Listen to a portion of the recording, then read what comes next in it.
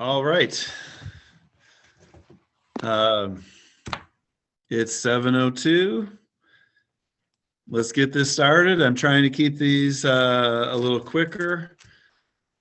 And so hopefully we can be done in about 30 or 40 minutes. Tonight, thanks for being here. Tonight we are going to, or I'm going to try to talk about the changes from the state level to this yellow, orange, and red microcluster strategy. I'm also going to talk about some of our initial planning and thoughts about our own COVID testing program here in the district. And then I'm just going to review a couple quick things. So if you have a question, you can put it in the chat. I always try my best to try to answer them. I'm not always able to do it, but I will try my best to keep an eye on the chat and go through them and try to answer them.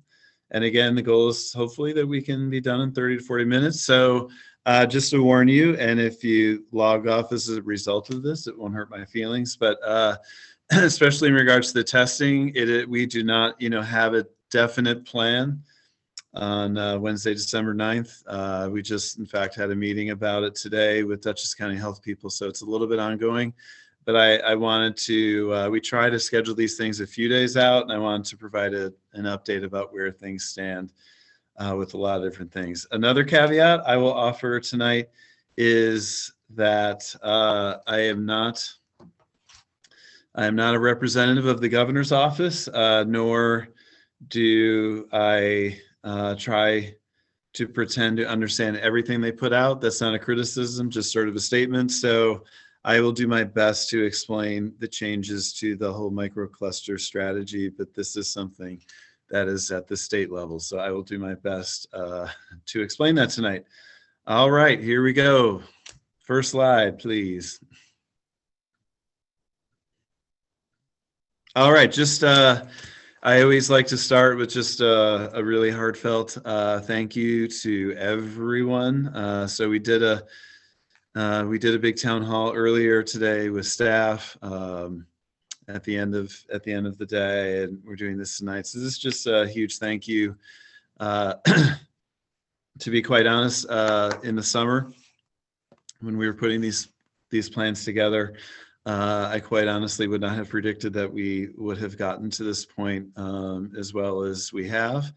And I think that's a real testament to our staff, to our families, to our students. People have really done an amazing job doing what they need to do, whether it's on the family side, doing the screeners, students wearing their masks beautifully, families being really supportive and watching for symptoms, and supporting with the work at home, which I know is tough, and our staff, all of our staff have really done a great job too. So just a huge thank you from me for making it to this point and for continuing the journey with us. So thank you to everyone for everything that you do. And that is just ongoing, but I like to always start with that. Next slide, please. So we're going to talk a little bit about yellow, orange, and red. So the last time I did one of these town halls was right before Thanksgiving. I think it was November 23rd. And I talked a little bit about yellow, orange, and red. And of course, about a week later, the governor changed things a little bit. So I'm going to do my best to describe these changes and just kind of explain the reality of all this too, or at least my version of the reality. So these zones, these microcluster zones, are based on zip code or census tract. They are not based on an entire county or a region. They're based on rolling averages over 7 days and then staying over that positive rate for 10.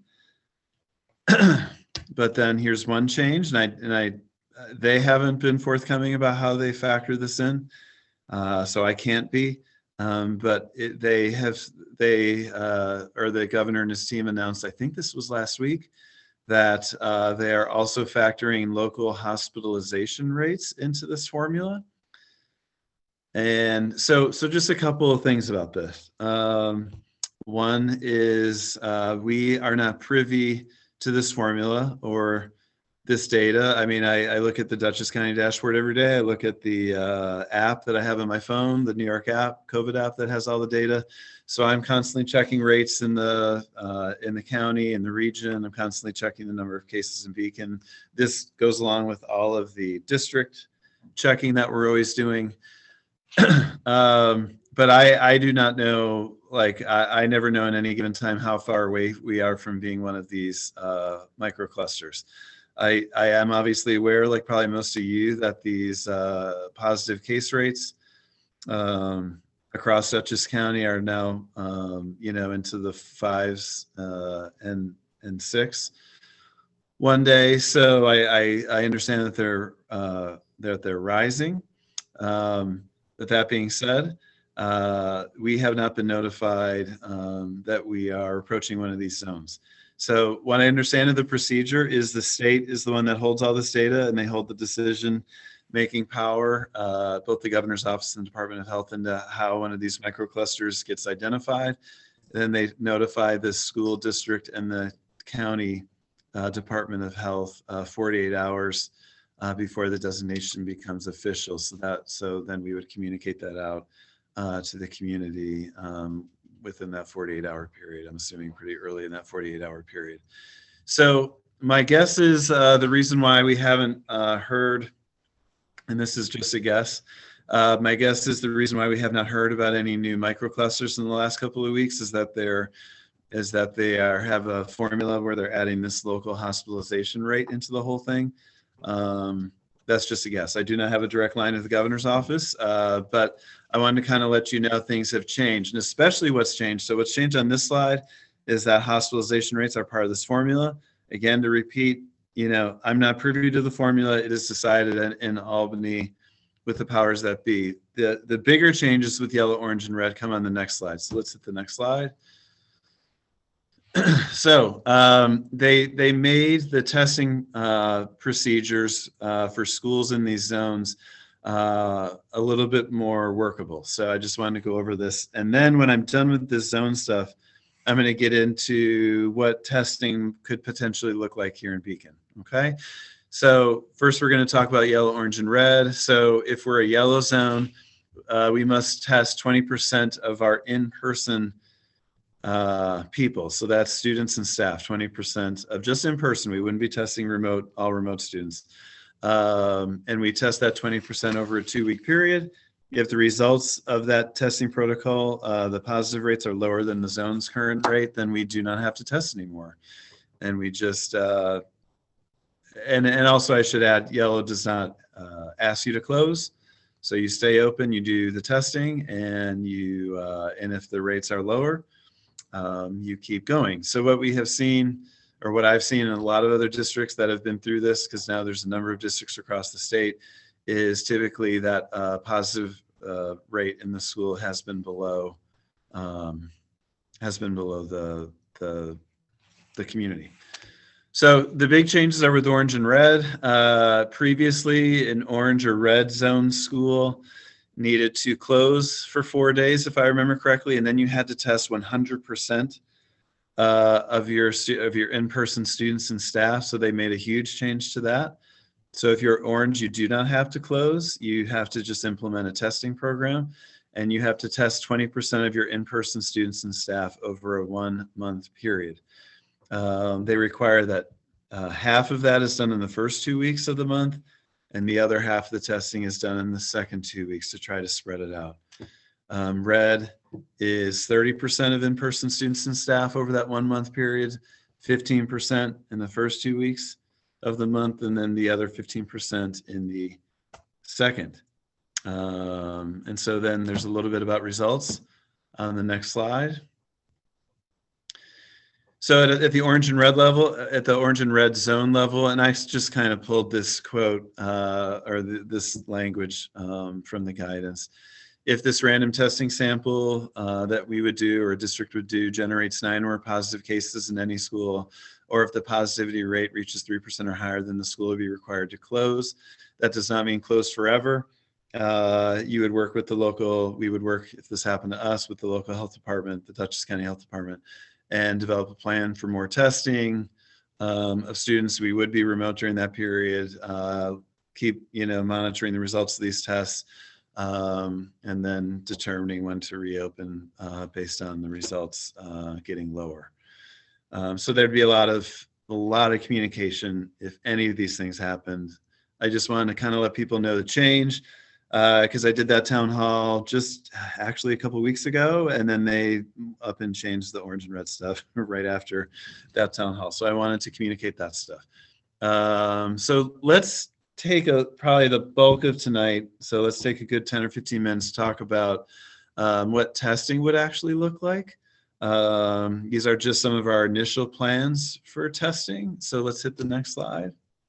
All right, so let's talk about testing. So we are working on developing a testing plan, whether we become one of those zones or not. We've been working on this for the last week or so. I've been attending as many online meetings as I can, along with our deputy superintendent, Anne-Marie Corderoni, and our head nurse, Hannah Akhtar. We have been trying to learn and get caught up with as much of this as possible.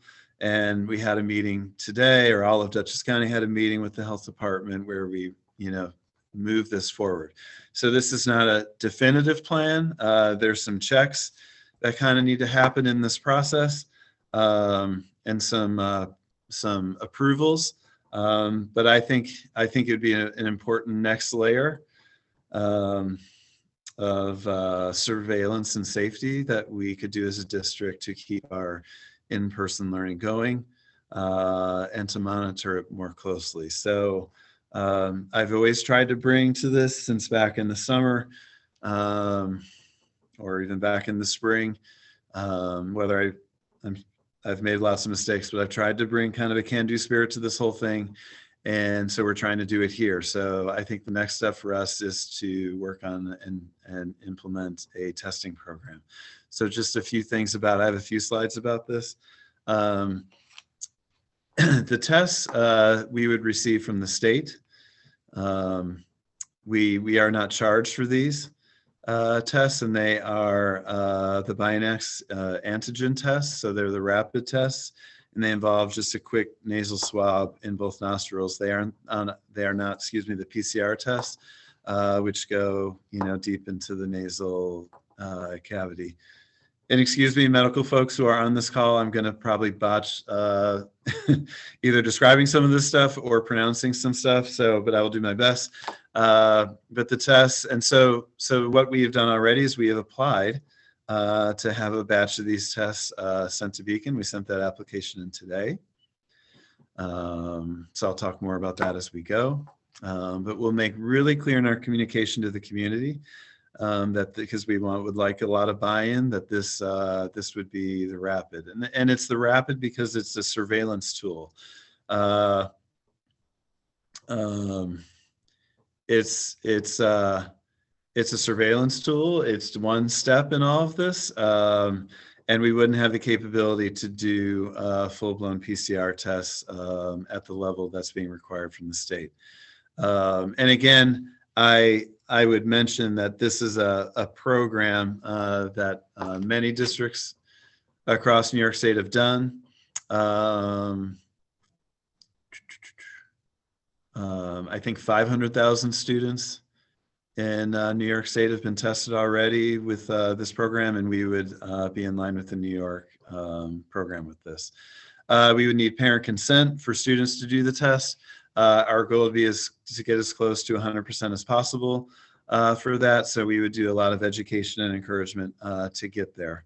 I think it'd be important to have as many consents as possible, because if we do become one of the cluster zones and we have testing required, we would need as many students over a course of time be tested. We also be testing staff. The guidance asks that it be random. So once we gather the consent forms, we do random draws from those pools. So the testing has a random element to it. and like especially the orange and red guidance, we cannot do all the testing just in like one day. All right, so next slide. We're going to keep talking about testing. All right. So these are just some of our thoughts here. So steps for this, we're working on securing tests from the state. We put on our application for that today. What we're hearing is the state's pretty quick in their response with this, and that they have a really strong supply chain to do this. We're working on setting up an agreement with the county to not be our own lab, but to work under their lab.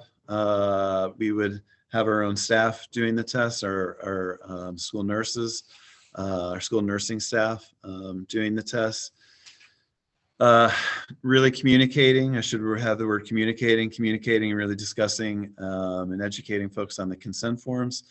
One of the ways that I'll be trying to educate folks about this is a strong attempt for us to keep the in-person education going. So then the next part, and this is the part where I think it's a little bit up to the district to figure this out. So we're still really thinking through this, is a schedule for how we would do this. I've probably attended, I don't know, 3 or 4 different webinars or Zooms that have focused on this, where superintendents or school staff have discussed how they've done it in their districts. And so, of course, each district does it a little bit different. And I think that's part of the beauty of some local control of this, is we know our communities and we know what works. So my current thinking about this, and I know a few districts have done it this way. My current thinking about this is that we might go remote for a day in order to really focus on testing, to allow our staff to focus on testing, and also to have parents who want for parents to kind of be there with their students when it happens. And if we get a positive, that we're able to easily deal with the positive and communicate with the parents right on the spot, and not have someone who has a positive result, be with people that day. So some districts have done it where they just do it as part of the school day, and they're testing kids kind of like throughout the school day. I'm a dad. I've been thinking about this. I don't want to admit to being overly protective, because maybe I am, maybe I'm not. But I think, especially for younger kids, it would probably be good for parents to be kind of a part of the process on some level. I would worry about a student, especially a younger student, testing positive and having to go to the isolation rooms we have set up in our schools, and then have to wait, for parents to come. So that part we're thinking through. But right now, what our thought is on a day that we do the test, that we go all remote on that day, so we're able to really focus and get most of the testing we want to accomplish done in one day, or one or 2 days. But I think we could get quite a bit done in one day. So there's a couple of questions I'm gonna loop back to more towards the end. Oh, I didn't even see that one, and I kind of answered it. They would be done at school.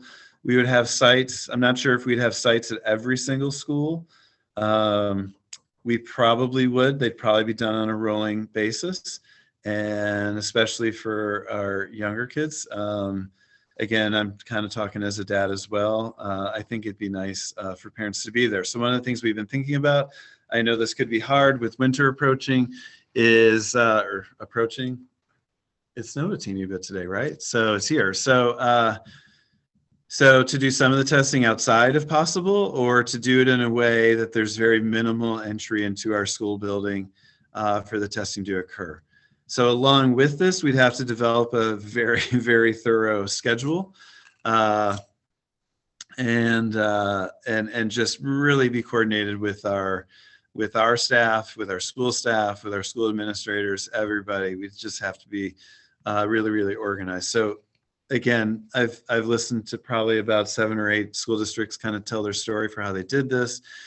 It's like every little thing from having like the forms all sort of pre-printed with student information on it, so parents just have to sign something. If we did the thing where we were doing it where students were learning remotely that day, one school district described it as the student goes back and waits with their parents in the car for the result, and then 10 minutes later we just walk the result out and give it to the parent, and then we just sort of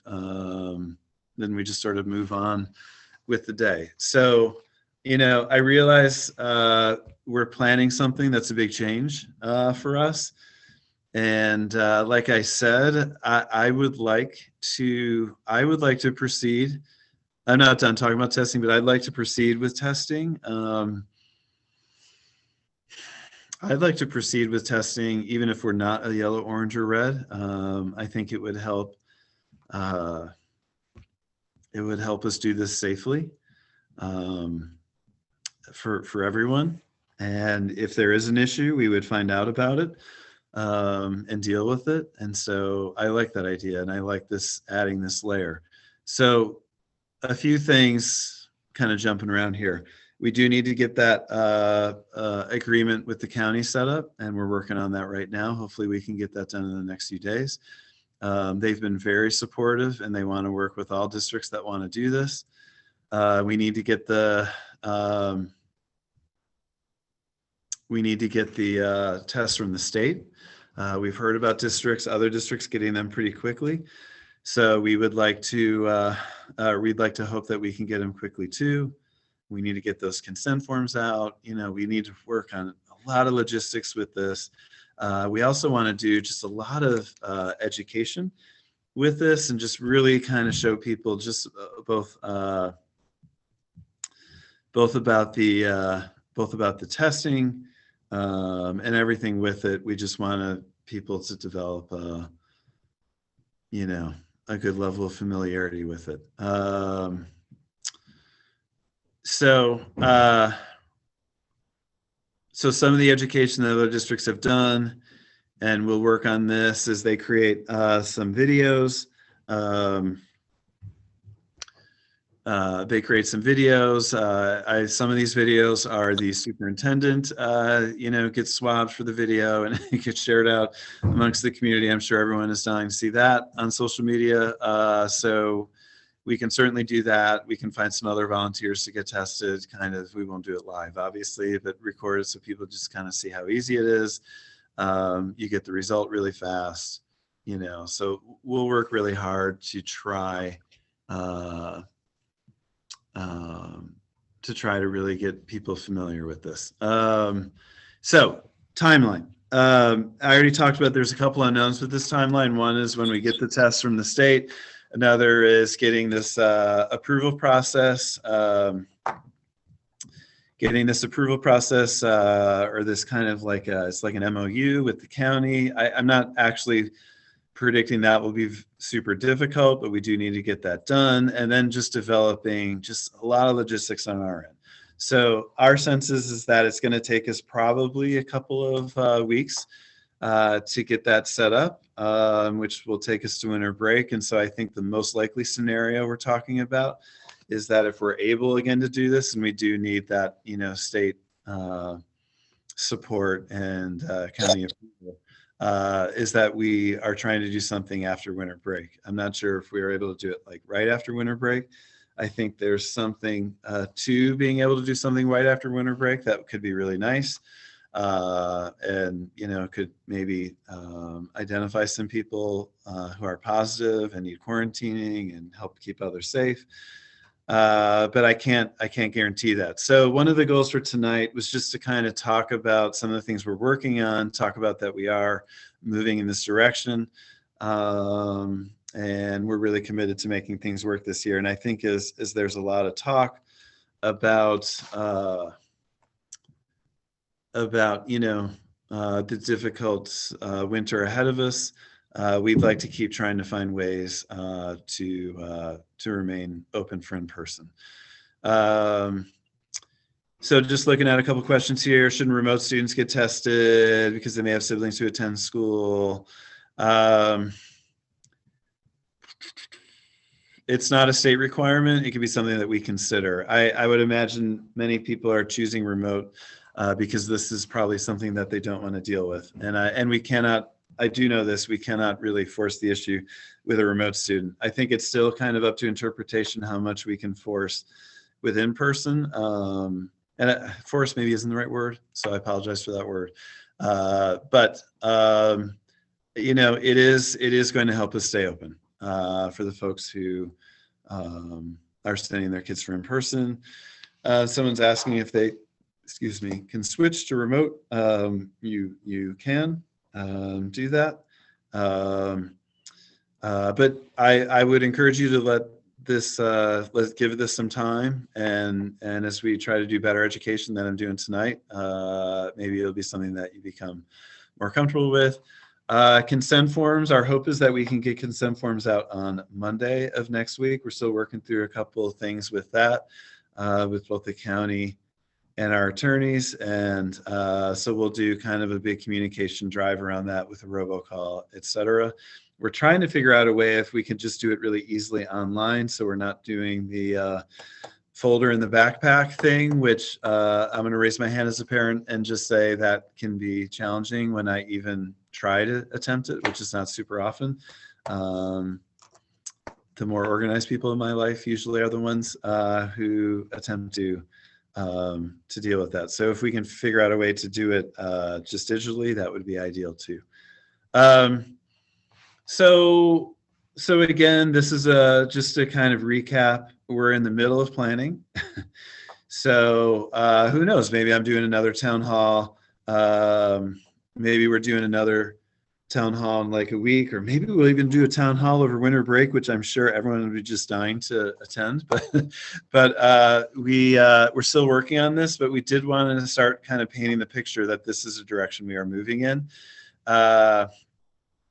And that this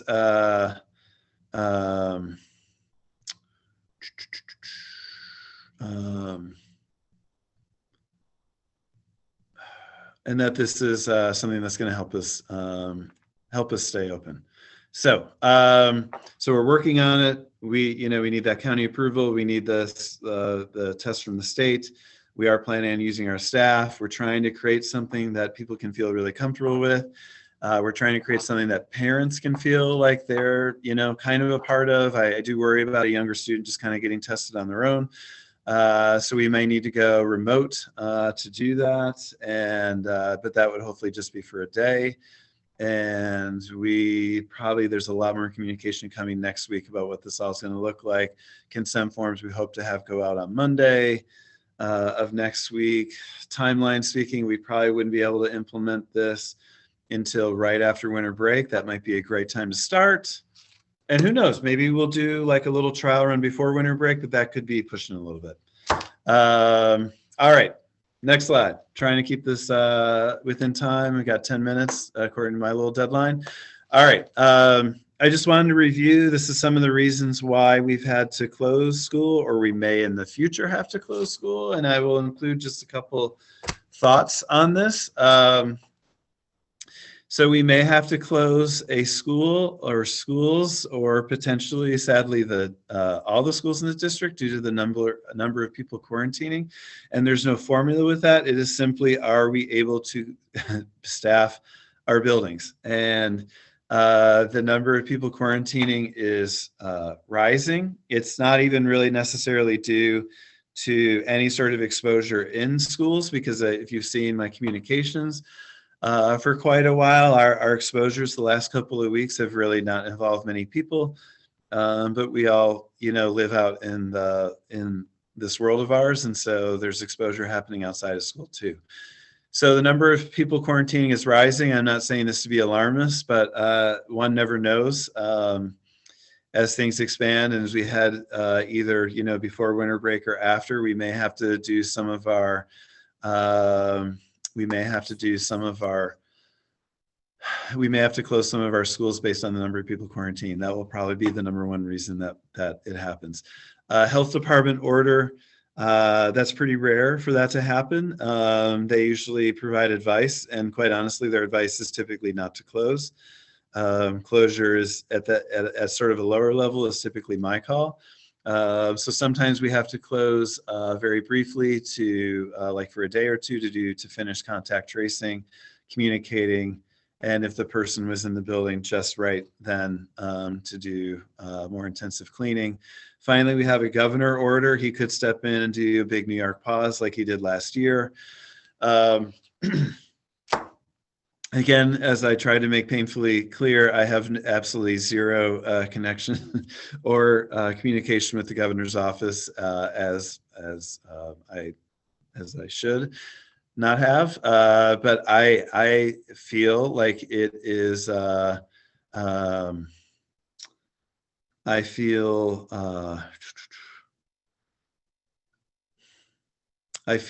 like doing a statewide closure of schools, this is my opinion, is less likely to happen.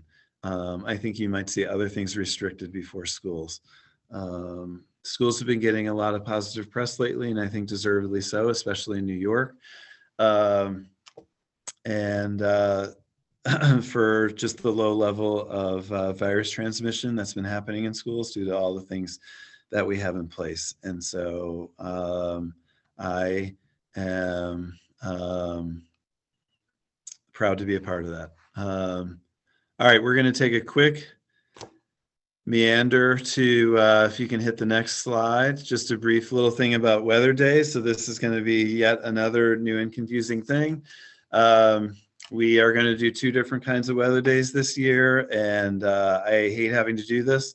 But we worry about having too many closed days for schools. So that would be some of our weather days would be school closed, but we have remote learning happening.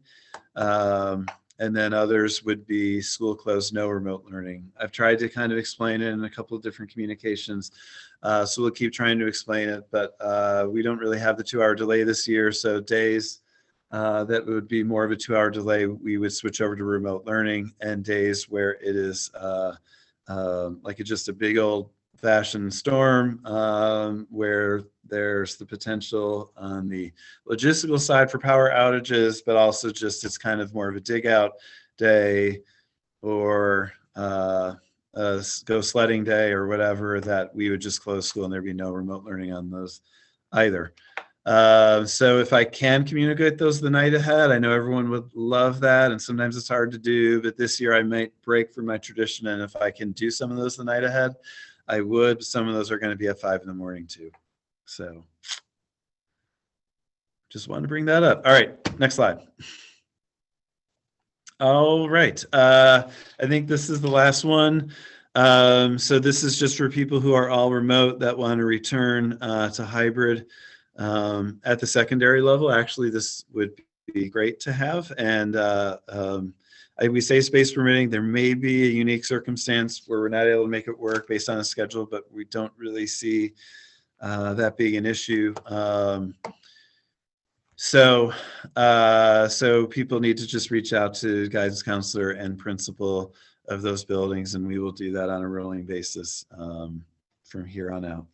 Elementary is a little bit different. If folks want to return from remote to hybrid, we do have to wait till January to do that. The elementary way we've kind of designed it, it's a model that allowed us to deal with the high levels of remote learners and try to do it in a somewhat equitable way, but it's a hard one to change. But I think we can accommodate a lot of returns. We just have to factor in a lot, and we have to really review space. We don't want to create any overcrowded classrooms. We got to stick to our safety model. And so at the elementary level, it could possibly mean that you might have to change cohort day. You might have to change from blue to gold or whatever. You might have to change teacher. There's maybe a few instances where we might ask you to change school if you want to come back in person. Elementary is just a little trickier in a way. So, alrighty, I'm just going to go through some of these questions.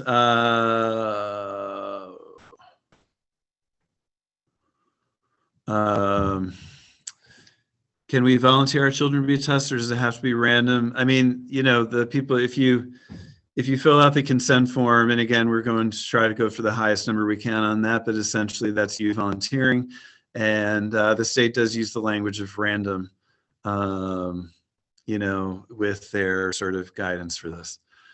You're welcome. A 4-year-old did it and it did okay. That's good to know. De Blasio talked about bringing kids at the elementary 5 days a week. When will Beacon open the conversation to additional in-person learning?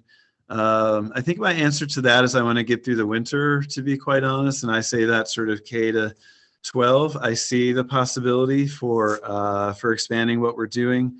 I don't mean like the entire winter, but I'd really like to get through the next month and a half. I do worry about how everything's going across the state and the region with just increased numbers of people getting the virus.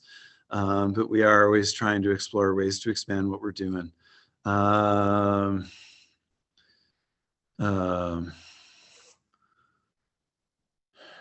Just a shout out for more live teaching. Shout out for making Wednesdays more of a learning day. That's agreed by several people. That, the Wednesdays was something we designed just with all that we're asking of teachers. Some teachers are sort of going between like 2 different teaching models, and they needed some extra time on Wednesdays for planning. I don't foresee that changing.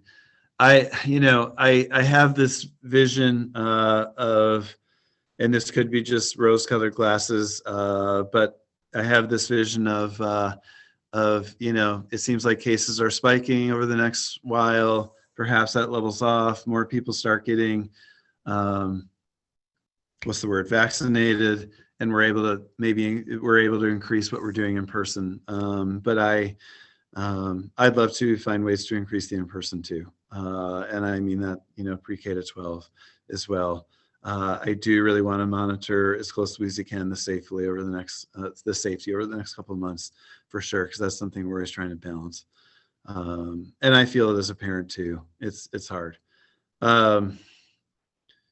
If it's random, how do we arrange to be there? Okay, we would do the random drawing well ahead of when we communicate when the schedule is. That's a great question. We would actually probably do the random draw for the test days in advance, and then we would actually give people a time for when they would be tested, or when they could sort of drive up or walk through. So yeah, we would try to have that really organized before we do it. So that's a great question. When we get this testing plan solidified, we're going to make some kind of more educational videos. I'll probably do another town hall just to kind of hit the points a little bit more clearly. Maybe I'll make the video slightly more professional than me standing in my driveway, which was my spring videos. Or maybe not. Maybe, whatever video is fine. And but yeah, we will do a lot of educational efforts to really help people just kind of do this. This is not a gotcha thing. I think it's just another layer of safety that we can have as a district. And we've really tried to go after some things. And this is, I feel like, the next level of us going after. I've been honestly really inspired by some of my superintendent colleagues around the state who have embraced this in their districts, whether they were yellow, orange, or red. I think most of them did get that designation. But it's just important to show, the safety level here in school. So we are really going to work hard on pulling this together over the next week, and we'll work as much as we can over winter break too. There was a few questions right at the beginning, and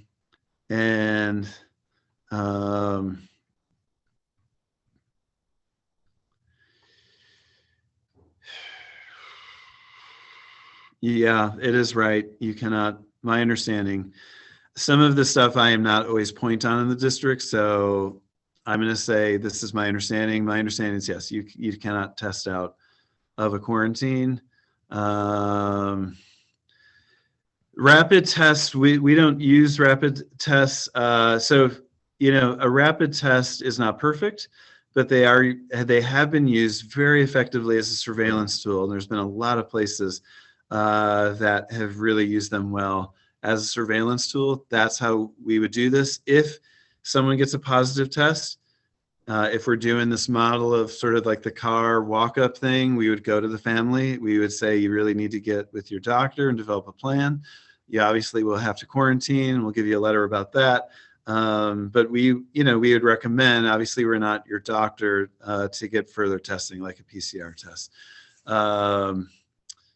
So that,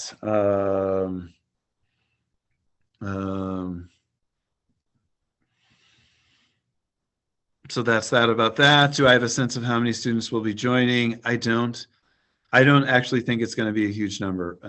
At the secondary level, we would love some kids to return to it. And at the elementary level, we want to work on it and make it work for folks as best we can. We are not going to overcrowd classes. I think one of the ways this has worked well for us, although I know it is really hard on families, it's hard on mine. But it's doing, keeping those class sizes small for the hybrid model. We've really seen certain things work. I need to say we were on a Zoom with the Dutchess County Department of Health today, and I really like the director, and of course I'm going to hash his name up, Dr. Vadian, and if I'm saying it right, and he said this today. That as a health person, a lot of this is unprecedented. We've heard that word a lot. And back in the summer, he really was not certain that schools were going to be able to do this as well as we have. And they've just kind of been blown away by how well schools, and I'm not saying Beacon's alone in this, how well schools have really responded to keeping the virus in check, to the point where I think he said this, but other health people have said this too, that I think they feel that keeping school open is a way to actually continue to keep the virus in check. If we see things differently, we obviously would address that and do that. We monitor this every day, pretty much every night. My night ends with reviewing how everything's going in the district. And my day begins with that. And then it kind of is all throughout the day, talking with a lot of staff and monitoring the heck out of this. And we're working hard to pull this off, and we're going to work hard on getting this next thing done too. So this is just kind of a very initial communication about it. We're recording this tonight. We'll hopefully be able to get this out a little quicker than normal, get it out by Friday, and we'll do a lot more communication around testing as we pull that plan together. So on that note, it's 45 minutes. I'm going to say good night. I'm going to wish folks a happy Hanukkah. I'm going to wish folks a Merry Christmas, a Happy New Year. If you don't have one of these before the holidays hit, a great winter break, time with family. My hope for the community is we can all keep finding ways to do it safely, and